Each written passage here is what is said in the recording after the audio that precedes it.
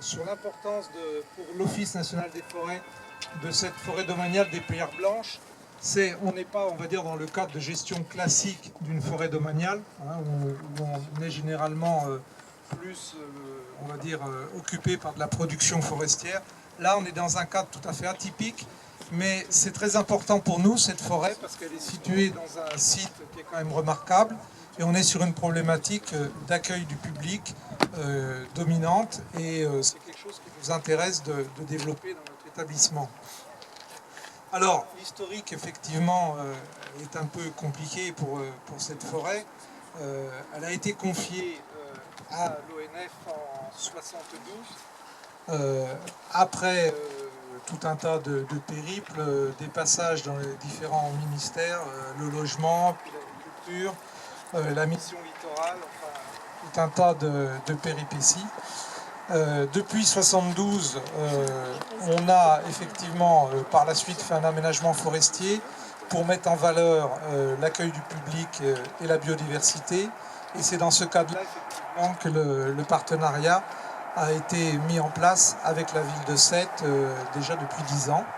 Donc qui donne lieu effectivement à un programme d'action annuel avec, on va dire, un choix des travaux qui sont à faire, dont effectivement la table d'orientation, les panneaux, le sentier PMR, et puis les tables bancs, et donc maintenant la balade connectée. Alors, pourquoi une balade connectée ? Je pense à l'origine, je sais que vous aviez un projet il y a quelques années d'audio guide. Donc là, c'était un petit peu rebondir sur quelque chose d'un peu plus, on va dire, dans l'air du temps. Ces balades connectées à l'ONF, on en a déjà développé pas mal. Pas spécialement dans le sud de la France, c'est une des premières dans le sud de la France. Donc on a des gens chez nous qui sont un peu spécialisés sur on va dire, sur le principe, sur comment faire émerger les besoins des gens, du public, des collectivités. Et on s'adosse à un développeur informatique pour monter ces applications.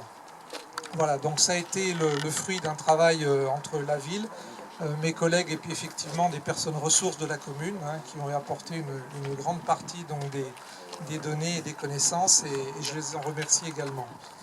Alors, le principe, hein, c'est le téléchargement, enfin ma collègue va vous expliquer tout ça, mais c'est le téléchargement de l'application et le cheminement sur 1 km avec 8 points géolocalisés sur lesquels, donc à ce moment-là, l'application se connecte, et où on a donc deux personnages, hein, Martin, c'est ça le nom du... Voilà.